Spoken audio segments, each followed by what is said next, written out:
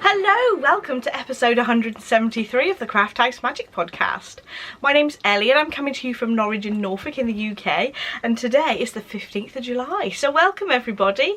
I hope you've all had a lovely crafty week since the last time I've spoken to you, and I'm here to share all the things that I've been making in the last 7 days. So today I have some knitting, some sewing, a gadget, a couple of questions from the Ask Me Anything thread, and some information on my shop update at the end of the podcast. And you can skip along to any of those sections by just pushing your finger along the progress bar across the bottom of the screen. So we have a couple of Makalongs going on in the Ravelry group and Instagram, and I'll leave details of those in the description bar down below. So let's get on with the knitting, shall we? So I've been working on my sparkle cardigan. This is a pattern by Locatelli, and this is upside down, but you get the idea. So I have basically just started doing the rib section there.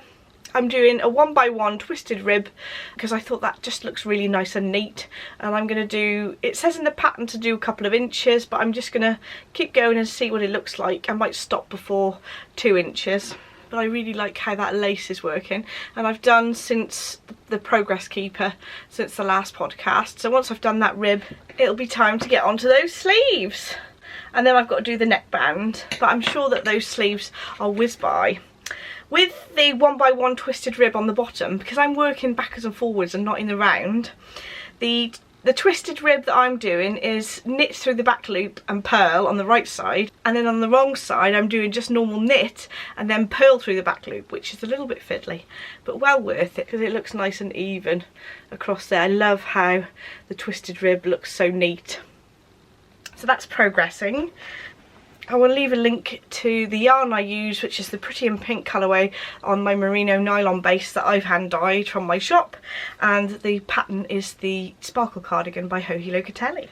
So I have casted on a new project. I've cast on some socks. So these are the Summer Lace socks by Tracy, who's Pink Magic Crafts, and I'll leave a link to her pattern on Ravelry. But they're a lovely, pretty, lacy pattern, and I've just done the ribbing section and a small section of the lace because I'm going to do shorties with these. I have got a 50g sock set, which means I've got a 50g full skein and 20g mini. So I'm going to do shorties, and they'll be nice for the summer. So these yarns are from Ducky Darlings, and they're a beautiful colourway that Hayley dyed up for Fibre East a couple of years ago. So she won't be dyeing this colourway exactly, but she's got some other beautiful yarns. The main yarn is a merino nylon, and the contrast one is a merino nylon and stellina, so there's a little bit of sparkle in there. And this is how it's knitting up. I really love how those colours are blending together and how it's working with the lace. It's a nice simple lace pattern so that it's not too busy for quite a variegated yarn. And I'll soon be onto the heel because I'm going to do shorties. So that's my start to my socks. So Tracy has kindly donated a copy of one of her patterns, which you can choose for the summer sock along. So do have a look at her patterns. I'll pop a picture up of the finished socks and what they'll look like for the summer lace socks. She's got some other patterns as well, so do go and have a look on her Ravelry site. So that's my knitting that I've been working on, but I have been doing some sewing. So in my sewing section, I'm going to talk about my bra first. But I do have something else to show you. So I finished the bra that I started last week, and I'm sorry I'm not modelling it. But with the adjustments that I made, it fits really nicely, so I'm so pleased. So what I did, I had a bra from Marks and Spencer's, and I carefully sort of outlined the pattern pieces myself from a bra that wasn't unpicked or anything. I just carefully drew around the pattern pieces to get the right shape. And this is my third version, I think, actually, of this bra that I've tried to replicate, and it's only now how I like it. So previously I hadn't quite got the pattern pieces 100% correct. I'd left a little bit too much room on a couple of the panels that are actually on the cup, and I'd also made the bridge a bit too long as well. And I found actually that just having a tiny little bit of difference, I think it was a 1/4 inch off the bridge, and a little slivers of fabric off the cut pieces, that really helped the fit. But because I found that when the first version that I sort of made up, that the bridge wasn't sitting nicely against my chest because it was sticking out and wasn't holding my boobs in place. And I thought, well, this is weird because it's no bigger than the original bra. So what I did is that I actually tried the Marks and Spencer's bra underneath and the one that I'd created on the top, and I could see then the difference between the version that I'd made and the original. So then I could see that I needed to take a little bit of length off the bridge there, and actually having that length off the bridge, because you sort of twist in the cup slightly because the bridge is slightly lower, that gave a much better shape and a better fit for the bra. So I will leave a few links to some tutorials and classes that are all to do with bra making that I felt really useful. So I have tried a couple of paid for patterns and they were just so far from the fit that I wanted. I thought, well, I'm going to start with the M&S bra and try and make my own pattern first. And now that I understand a little bit more about what shape I prefer, I can then go and adjust any other bra pattern that I want. But actually I can make a few of these that I've got to fit now, and I'll have some nice bras to wear every day. So that's my bra sewing. And I'm now on to some dressmaking. So I've been working on the Leo dungarees that I'm wearing now, and unfortunately Barbara can't wear them because she has only got one leg and she can't get in to the dungarees properly. So I'm going to go and do a twirl in the lounge and tell you a little bit more about them, and also let you know some news. So these are the Leo dungarees by By Hand London, and they are massive. They are so wide. So I cut out the normal size that I go for, going by my bust and waist and hip measurements. Actually I could probably go on down a couple of sizes, to be honest, because there's a lot of room in here. I think a few people have said that. I did find that the side bit was just about right. That's right by my waist. There's a lengthening and shortening line just above the crotch and below the hip. And I took 2 inches off there because I'm quite short in the body, and I also took 2 inches off the leg. But then actually once I'd sort of made them up but I hadn't hemmed the bottoms, I actually took another 4.5 inches off because I decided I didn't like the elasticated bottoms on the trousers. I wanted them just to be open, so I took another 4.5 inches and just hemmed them by 1.5 centimeters and top stitched them down. But they are very big, but they're very comfy, I must say.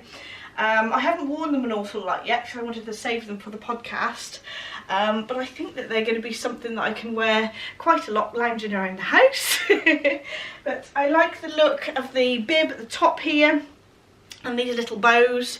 You don't have to do these if you didn't want to. You could do like button closure, but I thought they were cute, and there we go. So I've made them up in a viscose twill fabric that I had in my stash. I think I picked this up from Rainbow Fabrics about a year ago. I used about 4 meters, to be honest, because it was quite a narrow piece of fabric. Because the fabric wasn't very wide and the panel pieces are quite wide, I used more length of fabric. But there we go, that's what they look like. And you might be able to tell that I'm actually pregnant. So I'm 5 months pregnant now, and I thought that these would be ideal because there was a lot of extra room in there, but I can still wear them after the pregnancy as well, so that's really handy. The bib up here is like a double layer of fabric, and all the open seams are enclosed by that inside lining fabric, which is nice. And then at the sides here you've got some bias binding tape that closes all the rough edges up, so it gives a nice finish. The pleats at the front are a nice detail, but the rest of the garment is actually quite an easy sew, and it only took me about a day to cut out the fabric and sew everything up. So I'd say probably 3 or 4 hours to sew, although I'm quite a slow sewer, so there we go.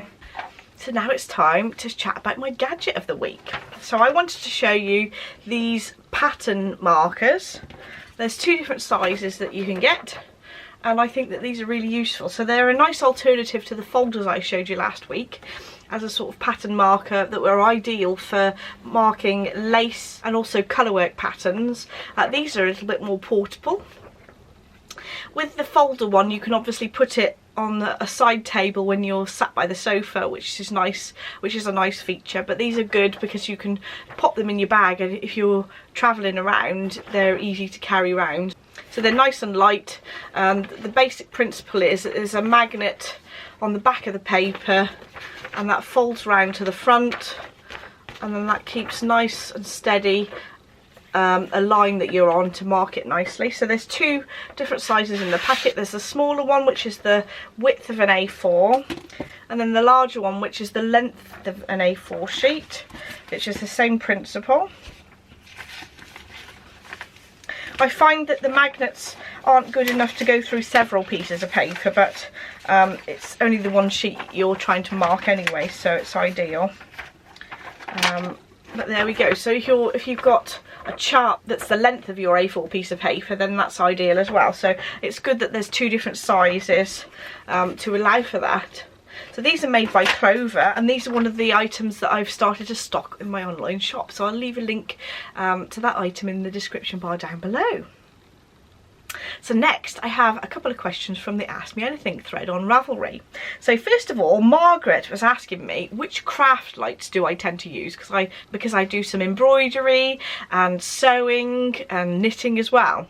Most of the time, Margaret, I do tend to use natural daylight, because even light bulbs that say they're sort of mimicking natural light, it's never really the same for me. So most of the time I do tend to use daylight in terms of doing cross stitching and things. I'll sit right by the window when I've got a good amount of daylight and do my stitching during the day, which isn't always convenient. But I do have a little Ottilite lamp. I will pop a picture on the screen for what mine looks like, and I do find that useful for if I'm sewing in my craft room and I'm doing a lot of close-up handwork. So that can be useful. But I also have a magnifying headset as well, which has a small light on it, but I do prefer having the magnification in natural daylight if I have to choose. But I can use a combination of the head magnifier set and also the Ottilite. So I'll leave links to both those products in the description bar down below. So Debbie was asking, how do I knit a shawl on circular needles? Now the basic principle is the same when I'm knitting on my cardigan here, because I'm knitting backwards and forwards on it. So here we are, I'm knitting my sparkle cardigan on a 32 to 34 inch cable, which is about 80 centimetres. I'm scooching all my stitches towards the end that I'm going to be working on, so that they're not stretched out when I'm working on them, and I'm going to work across as normal.